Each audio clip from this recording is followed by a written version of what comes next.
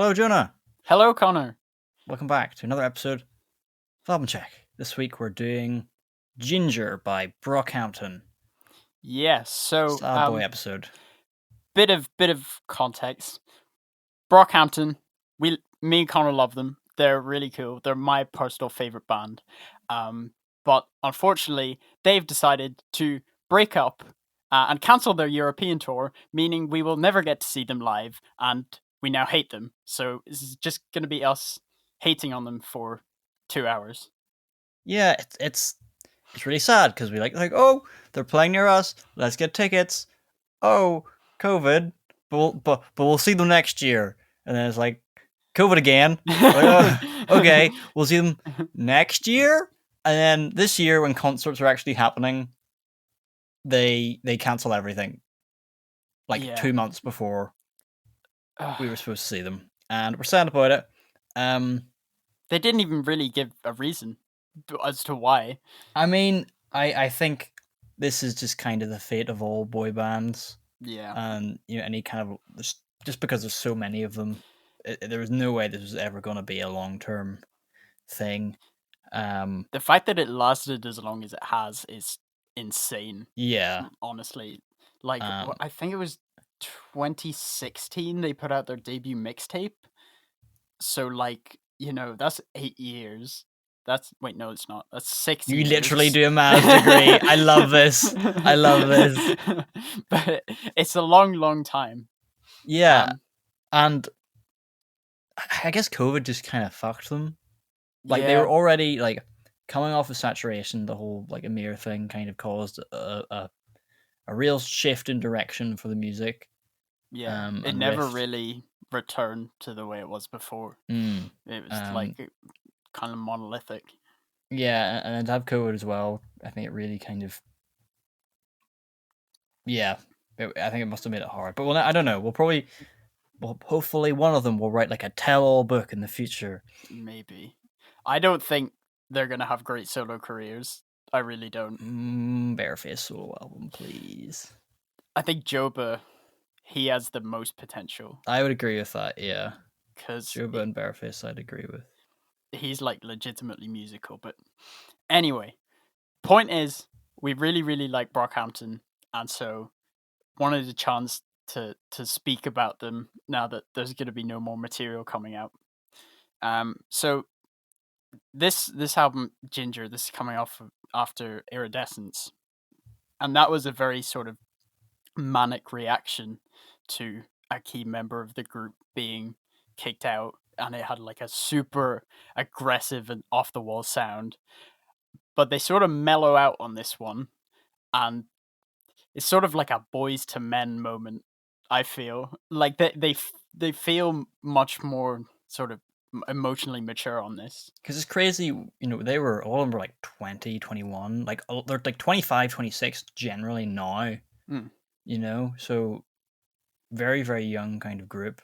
And yeah, going through a lot very, very quickly, combined with the fame and the social problems of being famous, and then the group sort of splintering. Yeah. So I guess we just get stuck into it with No Halo. This is a great... I say this every week because we pick albums that we actually like. Yeah. But great opener. I mean, I love the guitar in this. I know. This little guitar loop. I mean, it's great having that real sort of natural, organic sound in a kind of hip hop album. It sounds kind of pitched or something. It just hooks me. It really hooks me. Yeah, the thing about the guitar for me, it feels very sort of somber, but also optimistic, and that's sort of reflective of the whole album to me, which I'll sort of expand on later. But just the atmosphere that it is created with just these super hollow drum sounds is so sort of unique, and it sets the tone really well. I just the chemistry is back on this track immediately. Like with Iridescence, it didn't really feel like they were playing off each other in the same way that they did in the Saturation trilogy. Like, they sort of trade verses back and forth on saturation. That sort of went Yeah. away with Iridescence. But like the chorus on this, they've got Deb Never. I don't know, like I haven't heard any of her solo stuff anywhere. I know she was on the Slow Tie album, but just her interplay with Merlin and Matt on the chorus. Oh, it's beautiful. Oh my god. And like the auto tune makes it feel like there's so many different voices building up this chorus. Um, probably my favorite thing about this track, Merlin, despite the fact that he's like the hype man. Merlin's so fun. He gets like introspective and yeah, in this one. yeah, and it's like legitimately sort of reflective, and it feels like a sort of significant verse for him. Yeah, I mean, a lot of this album, what I think works really well about it, when you think about saturation, a lot of saturation is just like make a fuck ton of songs. Let's just make a load of songs, and they're kind of bound like very loosely by some sort of title or idea. Yeah. But they're very general. While it kind of you get straight off on this, it's kind of very clearly about kind of being sort of stuck, acknowledging your imperfections, not being an angel, no halo. Yeah, exactly. Just feels much more emotionally charged. Yeah, there's definitely more overarching direction on this album. Not that it's super conceptual, because there's so many sort of competing personalities and egos and everything. I can't see them ever being able to make anything with this like super focused, and that's fine. That works absolutely well for me. I can see it being a valid criticism, but yeah, this is an awesome open track. We love this one. Yeah, one of my favorites for sure. I remember when the single dropped for this, it was like, oh, this is exciting now. But yeah, next up is Sugar. Is this their like biggest song ever? Probably. Like this blew up on TikTok. Yeah. Was it musically at the time? I don't know. But yeah, the fact that like they had like a remix with Julie, who kind of I don't even think that one blew up that much. I think it's the original one. But yeah, but Brockhampton have always had some sort of pop sensibilities. Even though the Saturation trilogy, there was a lot of sort of aggressive songs on there. They're just super hard. Brockhampton, they have my favorite choruses. Like, they are so unbelievably catchy. Kevin can write a goddamn hook, and that is, I didn't actually realize it wasn't Kevin doing the hook on this until it's Ryan Beatty. Never heard of him, but he does a great job on it. I mean, it's so catchy. I mean, you can understand why this is the one that got so popular. Yeah, for sure. But it's cool because it still feels like a Brockhampton song. Yeah, you've still got those kind of really compelling verses from everyone kind of like bouncing around. I love Bareface so much. Like he should just be on everything. That whole like I love you right bit, it's just perfectly kind of placed. Yeah, definitely. Like again, the use of vocal effects on this. Brockhampton do this all the time. They pitch the vocals up and down. They throw all these wacky effects on. And even though there's 6 vocalists, which is already a lot, is there 5 or 6? I don't know. It feels like there's like way more than that, because they can all reach these sort of different emotions by using these vocal effects, which sounds so good. Bareface, like you said, he has a voice for love songs. Like, goddamn. I just want to be held and sung to sleep by Bareface. That would be amazing. It's really funny because he's called Bareface, which is not something you think of as being a particularly sweet or romantic name. Yeah, there's minimal instrumentation, which happens a lot on this album, and I really love the sort of G-funk-esque synth riffs that come in later on. There's those little like descending notes on the guitar, and they like you can hear like the squeaks. Yeah, it's always like that sort of. They actually played it. Yeah, they actually played it. There's texture to it. There's atmosphere to it. You can kind of it gives it aliveness, which is really nice. And the last thing I want to mention is I love Kevin's his use of imagery with the only thing in my pocket is my passport or something like that. Like that's such a it conjures up such a fantastic image in your head immediately, and just it feels sort of freeing and nice. I really love that. Good song. Awesome We like song. Yeah. Boy Bye. I find kind of funny because part of me, it sounds like it's some sort of like elevator music that they've kind of Brockhamptonified. Uh-huh. Do you know what I mean by that? Sort of. I think my initial reaction was that, but it's grown on me a lot since. But anyway, sorry, continue. Yeah, I don't know. I don't know if like it's not quite a ding. It just kind of reminds me like I can imagine that they like sampled an elevator or something of this. But yeah, I like this song. It's strange. I think Matt Champion's verse is like absolutely terrible when you actually like look at what he's saying. Like it's awful. Like there's like he says, "Damn, I'm like Kirby. I don't take damage," but like his delivery is really good. So it's like it kind of gets away with it. Yeah, he is so goddamn slick. Like he really, in general, he doesn't have the best lyrics ever. He does have some really standout moments on this album and their other projects, but in general, he's not the best lyricist. Like you've got my shit bump like a belly when it's pregnant. Always got the shit like constipated reverend. But he says it with such charisma that I don't care. It's fine. I remember the first time I heard Dom's verse, it just sounded like nonsense because all his words are sort of slurred. Now that I know the lyrics, like I can hear it, but it just sounds really weird. The beat, like you said, is so goofy. It's super super weird, but in my opinion, in a really good way. It's so much fun. It's got a lot of character to it. But I think this is the first time we see on this album the main problem that the track list is awful. Well, it's not awful. I've heard that criticism. Honestly, it really doesn't bother me, the track list. Maybe it's just because I'm like so used to it at this point.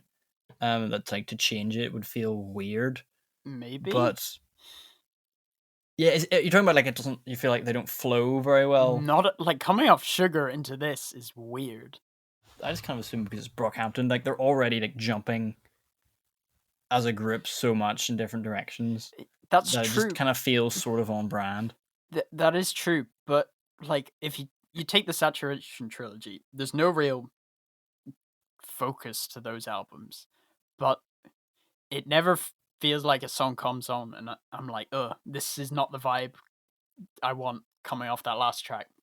But you know, it doesn't ruin the album, but it definitely holds it back from being better than it could be. Brockhampton too, they've always had really weird song structures. Like there's one chorus in this.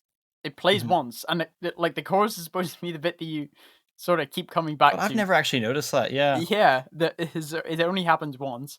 But again, the track still feels super cohesive and has a good flow to it. And Bareface is rapping.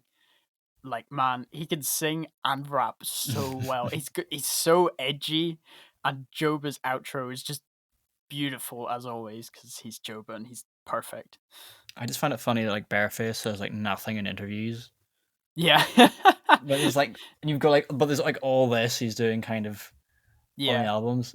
It's crazy. And he's involved with the production reasonably heavily too. So is he? I didn't know that. That's I cool. think he's like important to it, you know. What's up next? Heaven Belongs to You. This is a weird one. Crazy. Like because it's literally kind of just a slow tie song. And like slow tie has like a sort of voice that does not work.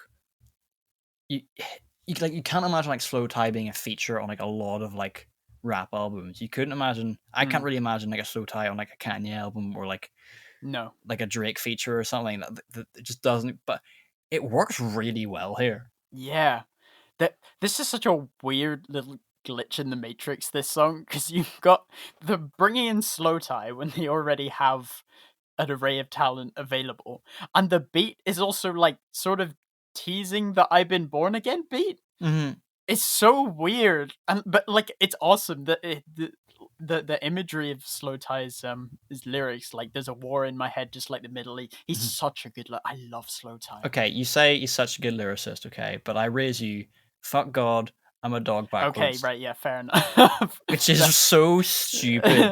Like, it's so like, I'm 14 and this is deep. But Yeah. he says it kind of cool, so it's like, alright, Yeah. you have it. I guess that's a case of the Matt Champion effect, where you can say something bad with charisma, and it's like, yeah, fair enough. I'll accept Yeah, it. yeah, definitely. But yeah, I don't have a huge amount to say about this song, but it sounds good. I like it. I did not realize that they were saying break the law at the end. I thought they were saying like Grindylow, which is like a Harry Potter thing. I don't know why. I mean, it makes a lot more sense now that I read the lyrics. I mean, we on Album Check, despite how gangster we are, we would say obey the law, Yes, generally. But most definitely. Album Check is in favor of the law. We give the law a strong 10 out of 10. yeah, St. Percy, I think I remember you saying you really don't like this one. no, it's definitely grown on me. It Mm, like it's probably one of the weaker ones for okay. me. Um, like the alien whistle thing. I don't know what the hell it is. Like The whistle? that's a sound in here that I feel. I don't know what the hell it is. It sounds like an alien whistle thing. That's what I've got in my notes. Fair It enough. sounds like it'd be really easy to make that sound lame, but it does kind of sound cool. I really like how they play with the sample in this one. Like the way they've mixed it, it makes it sound like it's coming out of an actual speaker or something that's Yeah, been yeah, recorded. yeah, yeah, yeah. You know, they're not trying to like seamlessly blend it into the mix. It Mhm. just kind of really gives it a bit of character. Yeah, definitely. The bass line on this song, it could kill a horse. It's so cool, and they've got that kind of like slide to it at the end of each loop that is Mm. super satisfying. Um, this is probably the sort of most prominent example of the monotone flows that Kevin tries out a lot on this project. I know a lot of people didn't like them. I think they're super sick. Like it fits the tone of the album really well. There's one thing about this song though. I This might be one of those things that I'll tell you and you won't be able to unnotice, but there's like this clicking. It's not it's like it's put there Have they left intentionally like a because metronome in? no, well they have. I think that was intentional, but there's a like a clicking and like it's rhythmic, so they put it there, but it's just like it's panned too far that it is so annoying to listen to on headphones. On speakers, it's fine, but it's like, blah, blah, blah. I hate it. I hate it. Oh, I haven't noticed that, but No, yeah, I've probably ruined it for you. But yeah, like you said, the sample is crazy. The way it sort of comes in and sort of merges with the beat is super super sick. The transition with the huge distorted synth mm. is like so high. I wish we got to see that live. That would have I would have lost my mind. Um, Matt's flow is insane. He has probably the best flows in Brockhampton. He's got the worst lyrics. Um, I don't know what any of them are talking about, even Nope, remotely. nope. I mean, Makes I no googled who sense. Saint Percy was, assuming that like it was like a saint, and nope, it just comes up with a Brockhampton song.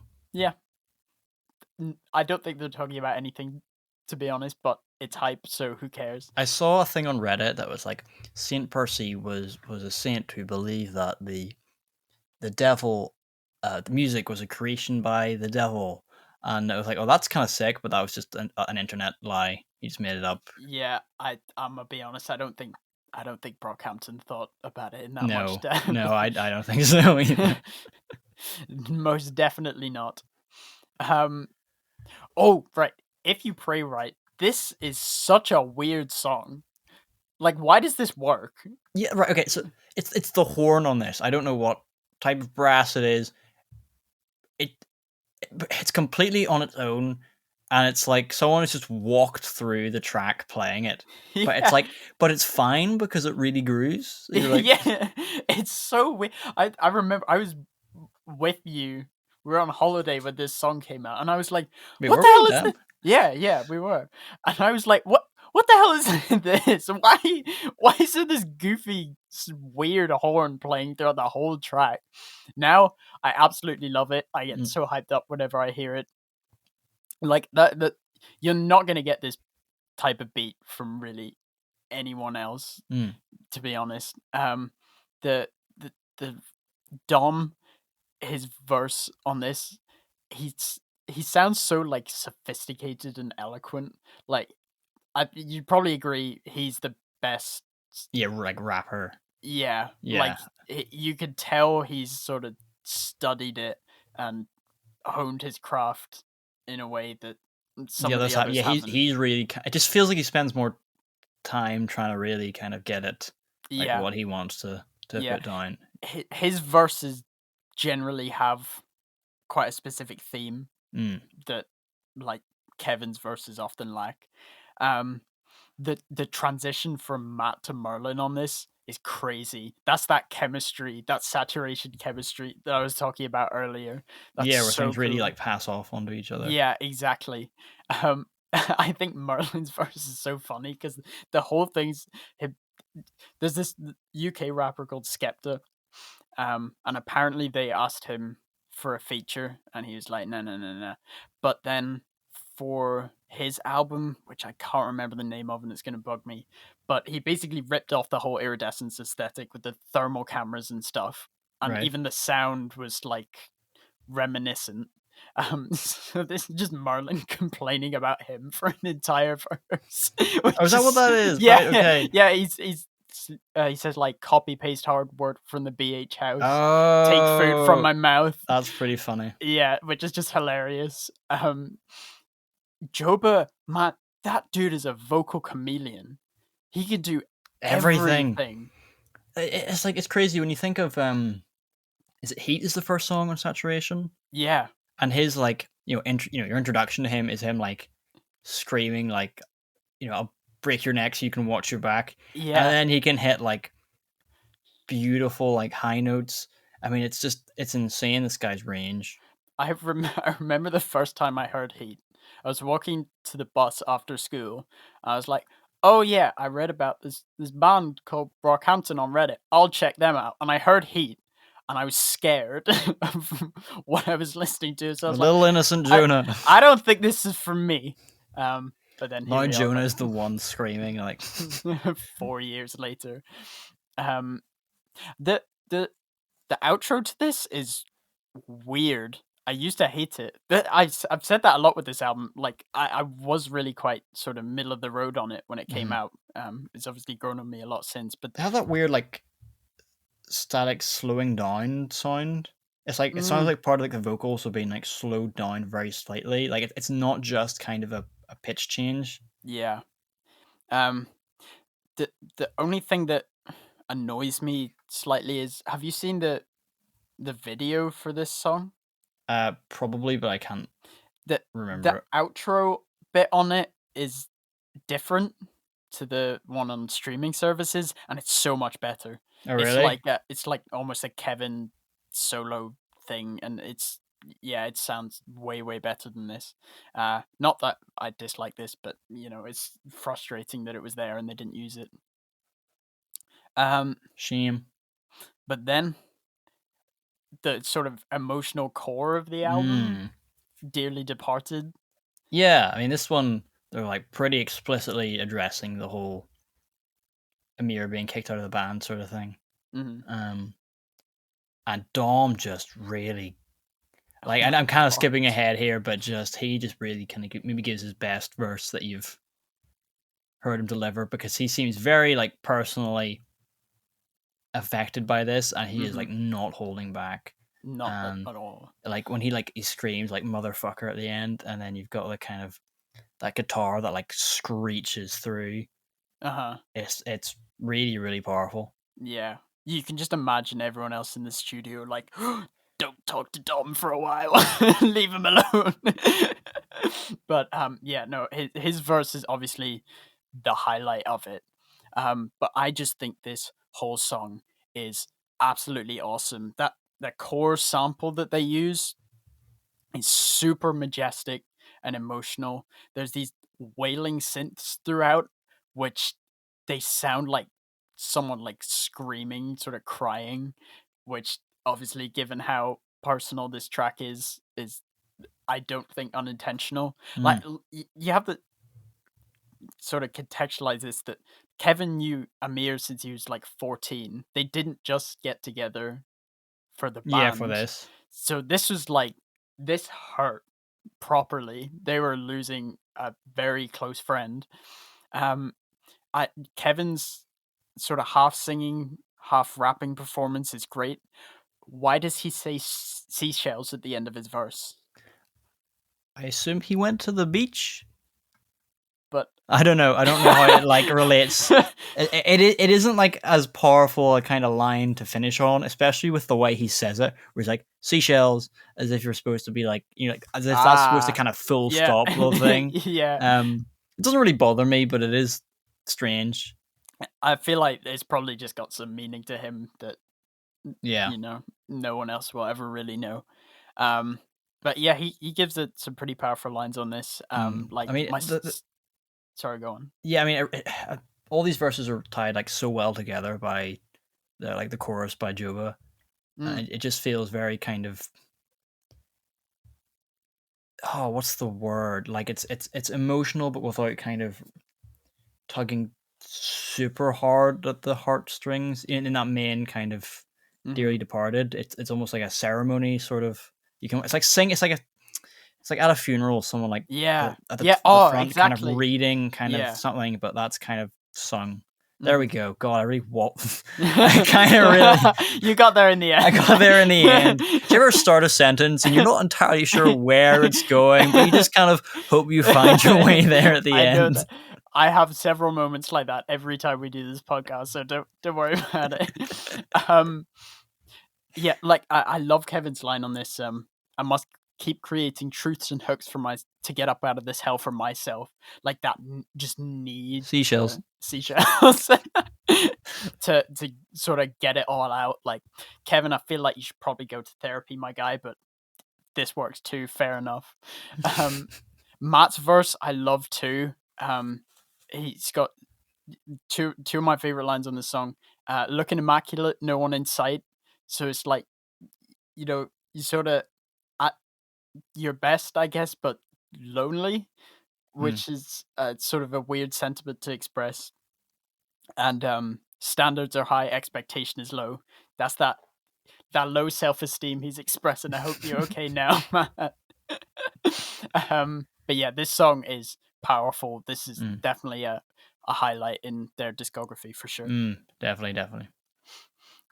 Next up, I've Been Born Again. This was the first single. Oh, was it? Yeah. Damn. I remember being awake at 3 a.m. and watching the video for this.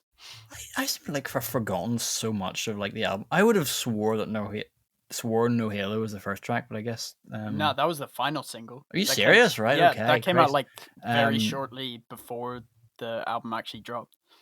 Damn. Well, I mean, I love the start of I've Been Born Again. I mean, the piano chords with the kind of whispering just sounds so sort of sinister, like sort of Slim Shady, but not, you know. Yeah, I hear that. You know what I mean? Yeah. And then they kind of sprinkle it in kind of later on at points. They just kind of, this piano chords just sort of pierce through, re-accenting the things. I love how they do that. Yeah, for sure. The beat, it's super minimalist. The sounds they've chosen are just super light and sort of breezy, but it still has that trap bass line, which I really, really, really love. Like, man, I know sort of 808s are really oversaturated right now, but you cannot deny it. There's just nothing like a big 808 bass line. Kevin's flow, again, I think is great. I know people hate it, but it is what it is. I think it sounds really cool. And, oh my god, the vocal effects on Merlin, the like super quick delay, and the way that his verse plays off from Kevin, with them repeating the same line. Yeah, the Dennis Rodman line. Yeah, like actually, I think Merlin could have a good solo career if he gets the right producers. He could be so hype. Like he could get people absolutely turned up because he's such a weird dude as well. So yeah, I mean, like I hope so, but we'll see. We'll have to see. Joba's pitch down verse is kind of weird, but I vibe with it. And Matt's outro is so like hype. This song is about absolutely nothing, but it still I get excited for that last bit every single time. It's I really just really sick. like that line. They ain't knocking no more. Send them out the door. Yeah, it's sick. But yeah, there's not a huge amount to say about this one. I don't. Yeah, it's just kind of like this is a good Brockhampton song. Yeah, it's a vibe. It's a vibe. Ginger though, the title track, like, oh, I love this. I love this one so much. I mean, this really is kind of, you understand why this is the name of the album, because I feel like it does kind of sum up how it just feels overall. It's that melancholy but like slightly hopeful and reassuring. Yeah, exactly. This album, it feels like therapy. Yeah, exactly. Yeah, it's like you've just gone through something really hard, but someone that you really love is hugging you. Which is the album cover. Yeah, like literally. It just, that's the way this whole album feels. And it's weird because they said leading up to it that it was it's gonna be like a happy pop album, and it was like, what are you talking about? This is so sad. But anyway, it works nonetheless. Yeah, again, I remember having a discussion with you. You were like, man, this track's awesome. And I was like, this track is whack. But now this is a highlight of their entire discography for me. Yep. The beat, it sounds like a robot, like whirring and sort of buzzing. Super cool.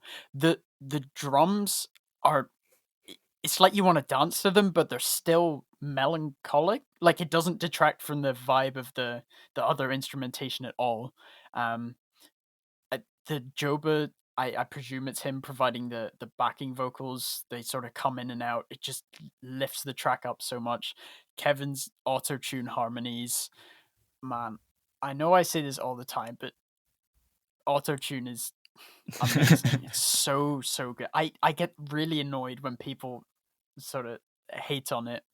And just the overall sort of theme of this song is so comforting, just about having a place with someone, like no matter what. It's like being wrapped up in a warm blanket.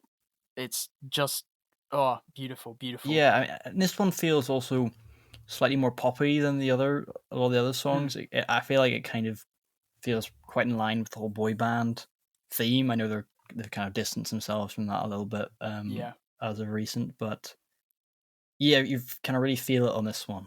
It's nice. It feels, this song, you feel like, okay, this is a cohesive unit. Yeah.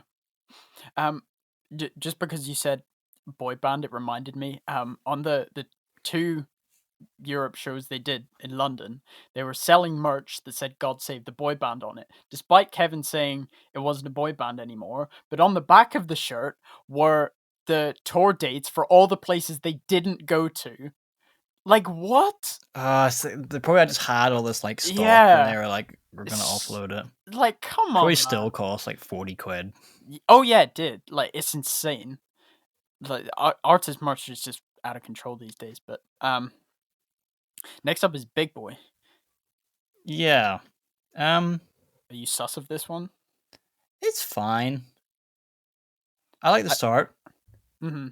I kind of like the way they say like big boy, the way it's pitched, and almost the enunciation almost sounds like the way you're like insulting someone, like, oh, you a big boy now. Yeah. You know, I like that. But you know, when it starts with that, then if I had another, I hate the start of that so much. Really? It just like cuts through what is quite an emotional start but it just comes in like a truck bursting through, and not in like a cool way, in a just a car crash kind of way. I mean, when that kind of line continues on, I think it gets better, but just that, I just wish that start of it came in a little softer. Yeah, it is sort of scratchy and harsh, but I still really like it. The hook on this, I think, is so goddamn catchy and just really eloquently expresses the feeling that you should have your life together. It feels like a parent talking down to their kid, like, come on, you're grown up, you should sort of have everything together, even though literally no one does. But the production on this, the super somber synth and piano in the background contrasted with this massive 808, just these really interesting percussive textures. I just think they sound really cool. I don't have much more to say about it beyond that, but I think it's sick. Yeah, I mean, I really like the bridge with Juba, that kind of lost cause and a lost child. Yeah. It's quite short, but I think it kind of packs quite an emotional punch in a short, in quite a short time. But yeah, I mean, it's not one I like. It's just kind of, this is grand. Yeah, fair enough. Don't have a lot to say on it. Then Love Me for Life. How do they make it sound like that at the start? Like it's coming out of some like small little metal analog device thing. Quite a few sort of plugins, like there's one called RC20 that I use, and they let you emulate different sort of setups like that. Exactly how they did it in this case, I don't know. I couldn't do it that well, but it's not difficult per se.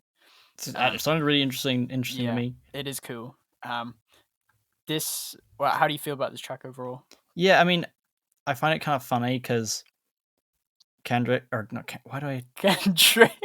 I wish. Kevin is doing that kind of like Kanye rap. You and Kanye is doing his like lazy rapping. Yeah. But it still sounds cool.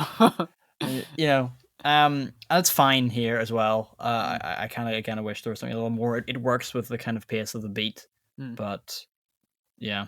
Although the Merlin line, "Fuel ain't made out of fossil," is that true? I thought that, why are they called fossil fuels then?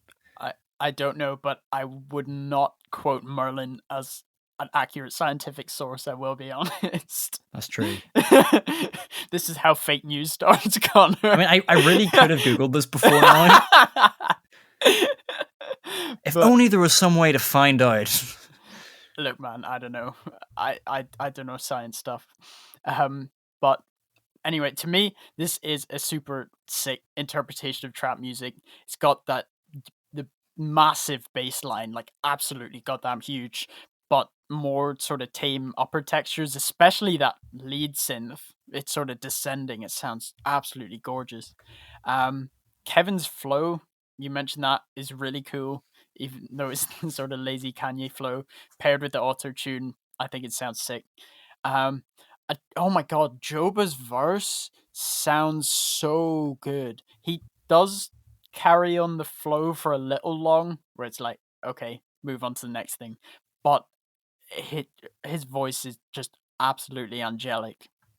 And Merlin's outro is so funny. The dirt on me finna blossom is a great line. It's just the murder man. Like, murder man, what do you mean?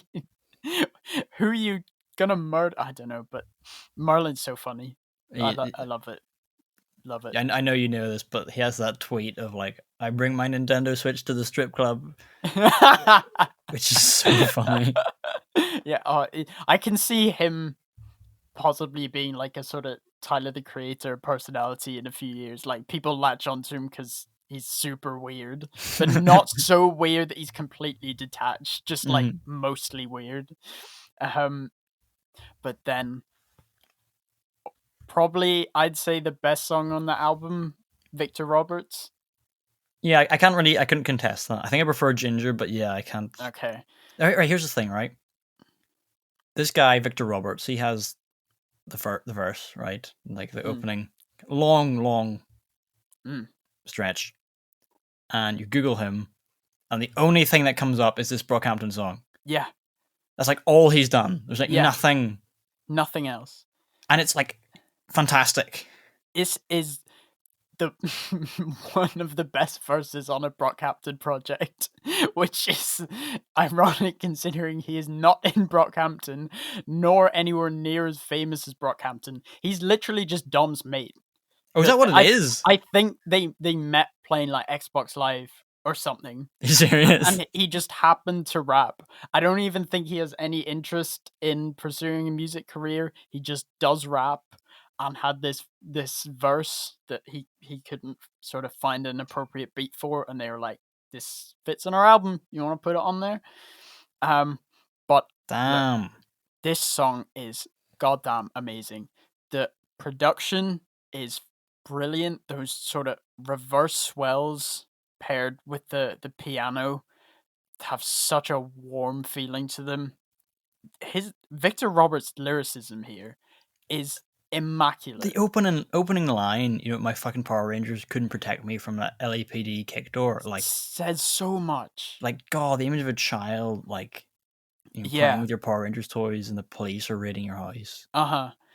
Like, it just immediately, that one line conjures up a perfectly vivid image in your head of what's going on.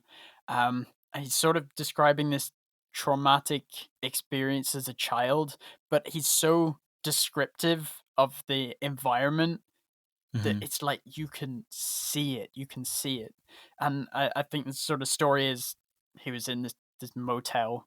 I got this from like a radio show they did with him, but he was in this motel, and they'd been looking after this kid who's trying to sort of get out of the drug dealing life, but he'd left a bag with them and it had drugs in it.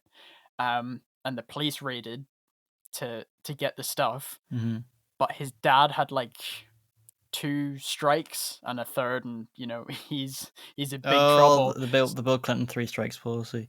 So they have to convince the police that like they really didn't know what was in that bag, and they like just about get away with it. They're like, all right, yeah, fair enough, it's not you guys involved.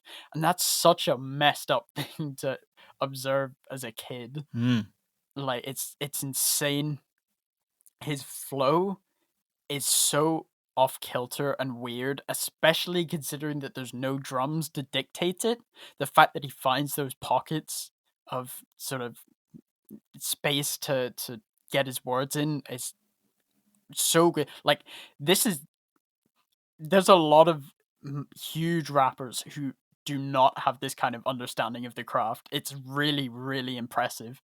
Ryan Beatty's chorus, the Thank God for Me is so beautiful and delivered in such a way that you can kind of read it kind of 2 ways. In the like, thank God for me that I'm here and doing stuff, or like someone who's passed and being like, thank God for me when you see him, sort of. Yeah, like it goes back to that feeling I mentioned earlier of like sort of being wrapped in a warm blanket. I generally interpret it the more optimistic way, because I like that song for this reason. That it's sort of like it's been bad, but it's gonna be okay. And yeah, that chorus is one that has stuck with me for a long time, and Bareface's bridge complements it so well. That if you're hurting, love yourself with my heart is so good. Brockhampton just do not miss on those closing tracks. They really, really don't. Not they at just all. Always kind of. No, I've heard it criticized that they kind of tend to do a very similar sort of ending for everything, but I don't care because they're all great. Yeah, exactly.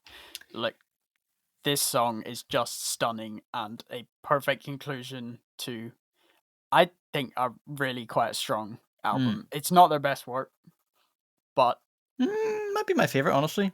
Really? Yeah. Damn, that's interesting. I know like people like really, really love the Saturation trilogy. Yeah. I really like them. I don't have that kind of personal connection the way kind of you do, or the way people who are there for it at the time. Yeah. For me, this feels a lot more cohesive.